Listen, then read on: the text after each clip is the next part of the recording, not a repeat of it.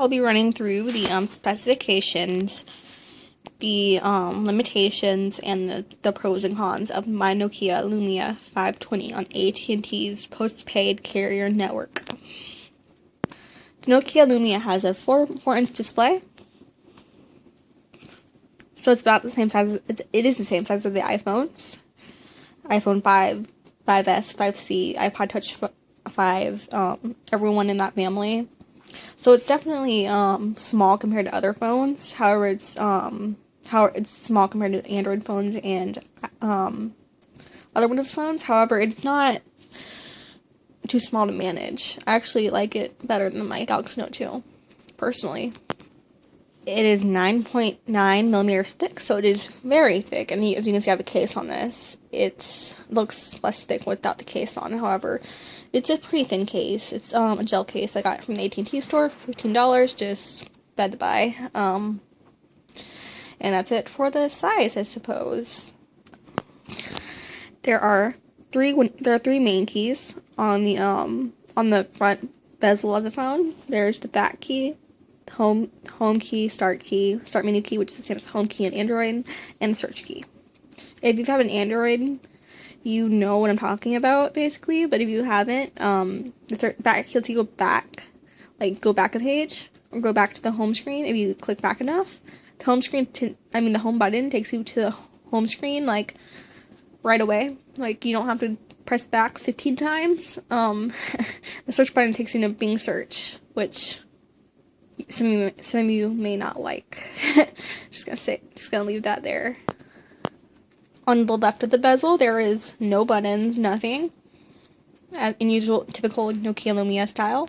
On the top, there is a 3.5 headphone jack, and on the right, there is volume keys, R volume keys, the power button, and the camera key, which is typical for all Windows phones. And on the bottom, there is a charging port, which doesn't work with from my experience, has not worked with other chargers not supplied with this, which is kind of odd. However, I guess that's just a Nokia thing. I'm not sure. This is my first Nokia Lumia. Now, packed inside to its thick frame is a dual-core Qualcomm Snapdragon S4 processor, which isn't it's not the worst. It works alright for the Windows Phone 8 OS. There's 512 megabytes of RAM, which isn't high-end at all. It's actually pretty low-end. It's manageable, however, it's not the best for gaming and whatnot. As for internal memory, you can find 8 gigabytes. However, 4 gigabytes will be used by the system, so you'll have 4 gigabytes remaining, and you can expand it up to 64 gigabytes using micro SD cards.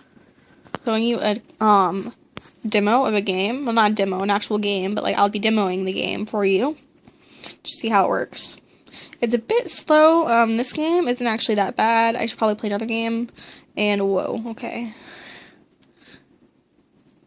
Okay, sorry, that just I don't know, freaked out for a second there. And it's not lagging actually, which is pretty good for 512 megabytes of RAM. The Windows Phone 8 OS is very optimized from what I've seen. It's very efficient, which some Android phones can't say for themselves. I love Android, by the way. I don't think I'm biased at all. I hope not. And this is my second Windows Phone. Well, I've had a Windows Phone 7. So that's the game. It's not that bad for playing simple, time-wasting games. Ooh, XP. Yeah, spin token, okay. I need to press back. Okay. And that, I just started pressing back, so I'm looking through my camera.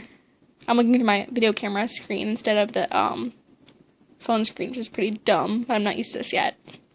Now for multitasking. Little known fact, Windows Phone 8 has multitasking. You press the back key, you just hold it, and on the GDR3 preview, which is what I'm on, you have to have a free account on the developers, and you can exit out of applications. On the other versions, you cannot. You can just look through them and click on them, multitask. But that's the multitasking and exiting. It's kind of tedious, but hopefully it gets better.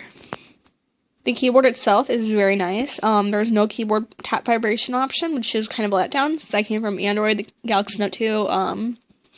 Yeah, it was a letdown for me. It was just really hard for me to get used to it, although I'm kind of used to it now. It's just a thing to get used to. Like, even if you, like, I know you never use a virtual keyboard, that could be a problem for you at first. I promise you, though, you'll get used to it eventually. I mean, it's not that, and, like, you can, I don't have it turned on, but if you do that, it'll go into landscape mode. Actually, I'll show you that. I now have screen rotation on, and I will show you it rotating. There's very nice rotation animations, by the way. The SAS bar, it looks kind of weird. Like, it's weird. You have to tap to drop, by the way. But yeah, the buttons are kind of bigger. It's nicer that way. For those of you who have big hands, like, my hands aren't that big, but no, I have teenage girl hands. And that's about it for the keyboard.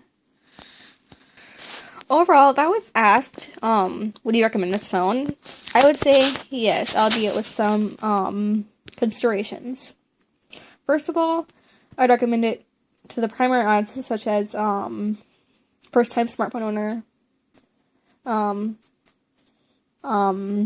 person on a budget who wants a smartphone but, like, can't afford it, quite yet, someone on AT&T's Go phone plan, or a pre-teenager, or a young teenager, and whose parents don't want them to spend that much money on them, since this one is actually $99 off contract, and for the holidays it is cheaper.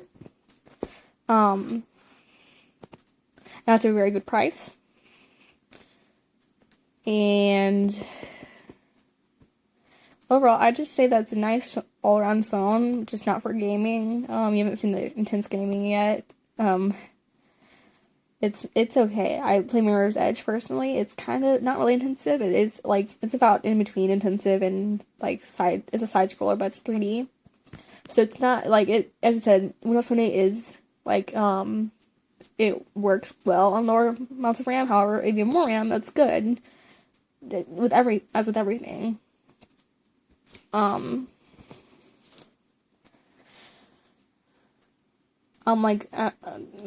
I don't think that this will beat the iPhone anytime soon, or high-end Androids such as the Galaxy S4, or the Galaxy Note 3, just for example, or LG Nexus 5.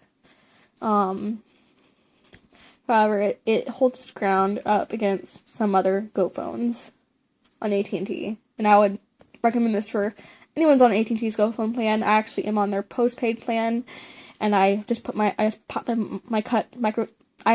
regular SIM. I cut it into a micro SIM, and it works beautifully with this. I just need to breathe there, okay? And that's about it. I hope that this will help you, inform you a bit more. Just seeing it, how it works, and, like, looking at it, like, yeah, I'm sorry about this really sloppy video. I'm not an expert or even close to good at this. I used my Galaxy Note 2 to film this, and I guess that's all. Thank you, and have a nice day, and be informed about your mobile phone choices, please.